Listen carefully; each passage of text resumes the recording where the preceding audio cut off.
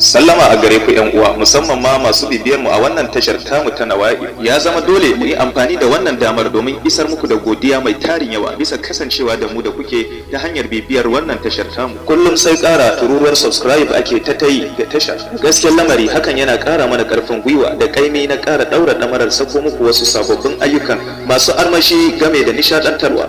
Yawa idan dai har ba za ku damu ba, ina da wani ɗan gajeren labari da nake so in baku shi, da fatan labarin zai ƙayatar da ku sosai. Yawa mu je wata rana ne dai akwai wani ɗan ƙaramin yaro da adadin shekarunsa ba su zarce 6 zuwa 7 ba da haihuwa. Ya haɗa wata 'yar ƙaramar mota ta wasan yara, sai dai motar ba ta da tayoyi, babu injin, balle ma a yi maganar sanya mata man fetur. Sai yunkura ya je gurin baban nasa da ita, yana mai cike da murna da bayyana farin cikinsa.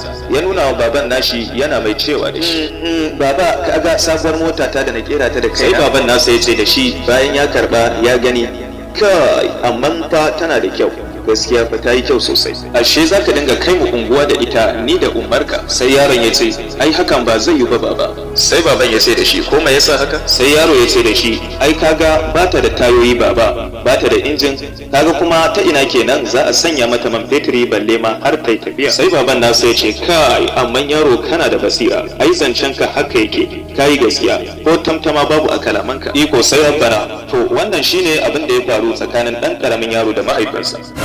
Da fatan kuma kun ankara da cewa mota fa ba za ta tafi ba ko ina idan har ba ta da tayoyi, ba ta da injin, ko kuma tana da tayoyi tana da injin amma babu man fetri a cikinta. To kuma tamkar hakan kuke da tashar ta, ku ne injinta, ku ne tayoyinta, kuma ku ne man fetrin da ake zubawa a cikinta. Sai da ku ne komai yake tafiya daidai. Ku ci gaba da kasancewa da tashar Nawa'i.